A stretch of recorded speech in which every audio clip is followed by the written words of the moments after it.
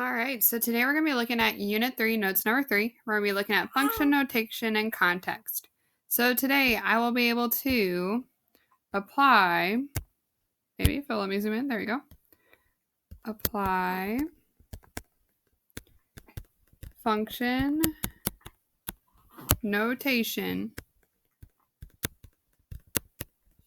So we're plugging in those numbers to a real world scenario. All right. So if we look at the first problem, we're only going to do 2 examples today.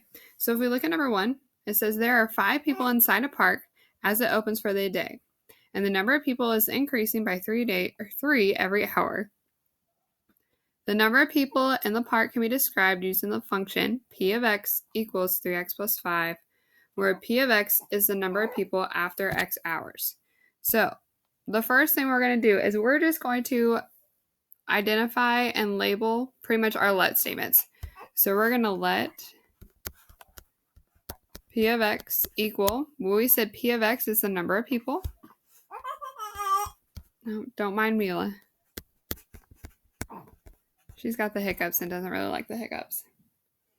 And then we're also going to let x equal, well, it says x hours. So we're going to let x equal the number of hours.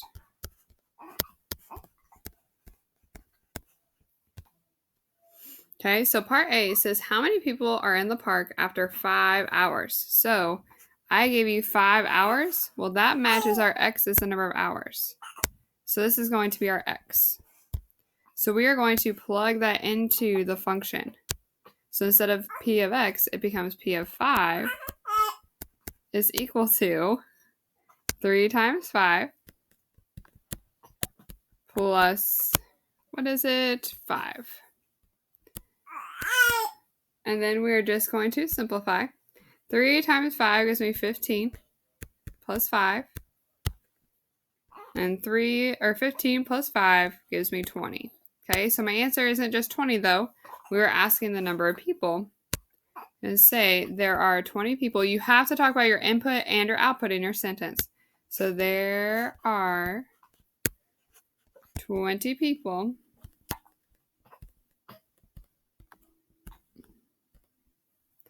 after 5 hours.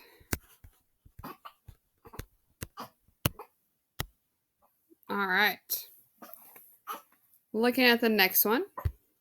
Okay, very similar thing. It says how many people are in the park after 10 hours. Okay, well, 10 hours matches x, the number of hours. So this is going to be my x. Okay, so we are going to plug that into our function. That's going to be our input because we're going to plug it into the function. So we're going to have p of 10 is equal to, instead of 3 times 5, it's going to be 3 times 10. Maybe if it'll let me write. Plus 5. All right, so now we're going to simplify. So 3 times 10 gives me 30 plus 5. And 30 plus 5 gives me 35. But that's not my final answer. We have to say after 10 hours,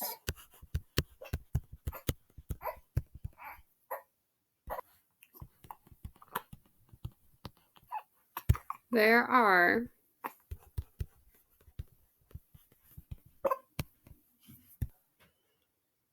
35 people in the park. All right, next one. It says if there are 26 people in the park, how long has the park been open? So now we're going backwards. Now I'm giving you 26 people. Okay, and if we look at this, we said let p of x equal the number of people. Okay, because up here it says p is the number of people. Therefore, we have to plug this in for the p of x. Guys, it's going to be super important that you define your variables at the beginning of each problem. That way you know where you need to put your stuff. So it says if there are 26 people, that's our p of x. So on our function, I'm just going to rewrite it so I don't have to keep scrolling. P of x equals 3x plus 5. This is where we're going to get rid of the p of x, and now it's going to be 26 is equal to 3x plus 5. And now we can solve for x. So we're going to subtract 5 over. Maybe. So 26 minus 5 gives me 21 is equal to 3x. Now the 3 and the x are being multiplied, so you're going to divide out the 3. You'll get x is equal to 7. Okay, but my answer wasn't just 7. Okay, I asked how long was the park open. So we're going to say it was open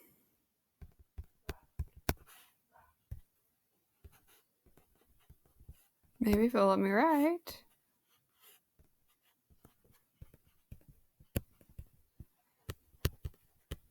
Seven hours.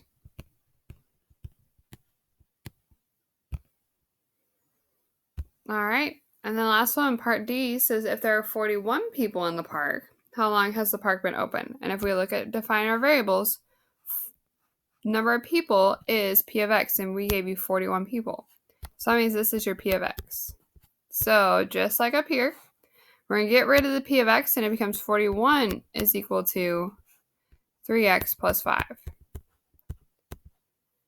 Now we're going to subtract over the 5. And that'll give me 36 is equal to 3x. Wow. I don't know why my screen is acting like this today, guys. Hopefully it's not acting like this for the next video. We're going to divide out the 3.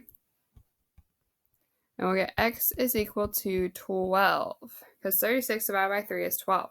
So we can say, if there are 41 people,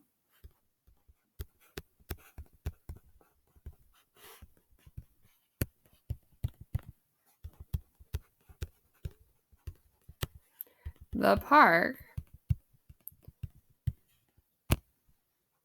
has been open for 12 hours. All right, so that's a very basic question that you're going to see for function notation. And it's all about where do we put our input and output. Okay, do we plug in our number for our input or do we plug it in for our output? That's really what we're looking at. So then example number 2, okay, our last example, says the height of a model rocket can be modeled by the function h of t equals negative t squared plus 64t plus 1, where h of t is the rocket's height and t is the time after launch in seconds.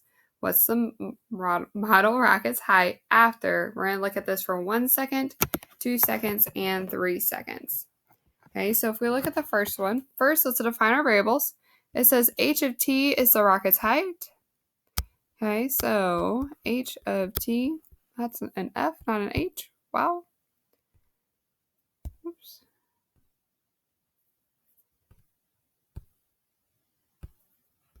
H of t is equal to the height. And it doesn't look like I gave you a label, did I?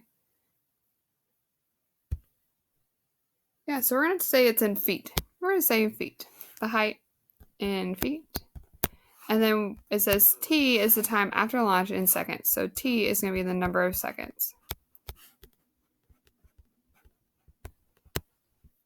So we're just going to plug all of these in. So the first one is just 1 second.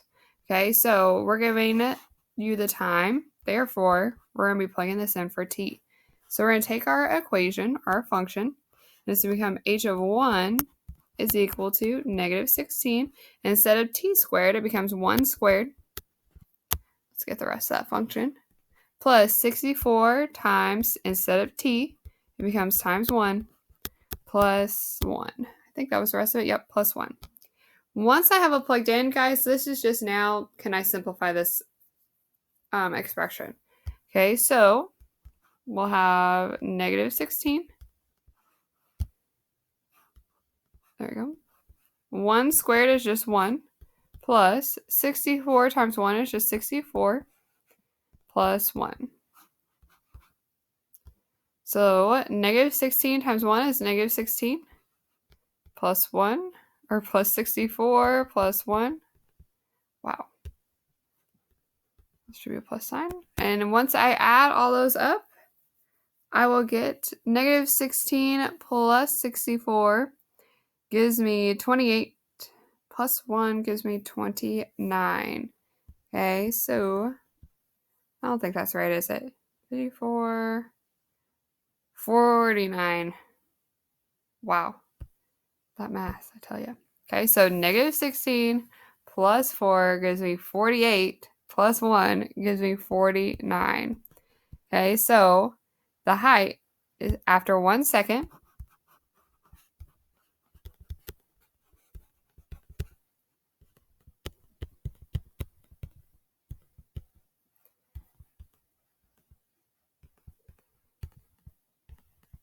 is 49 feet. Yes, you have a sentence.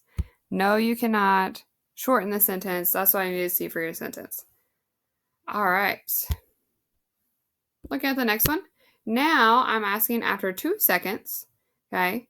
So after 2 seconds, what's it going to look like? Okay. So now we're going to have h of 2. Okay. Because this is 2 seconds. We already said t is 2 seconds. Equals negative 16 times 2 squared. Maybe if I zoom out, it'll be easier, right? Plus 64 times 2 plus 1. Nope. Sure isn't. All right, so we're just going to simplify. So negative 16. 2 squared gives me 4 plus 64 times 2 gives me 128 plus 1. Still just simplifying. Negative 16 times 4 gives me negative 64 plus 128 plus 1. Well, negative 64 plus 128 gives me positive 64 plus 1 gives me 65.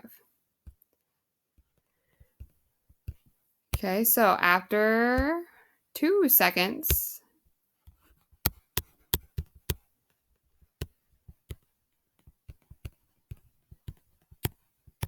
the height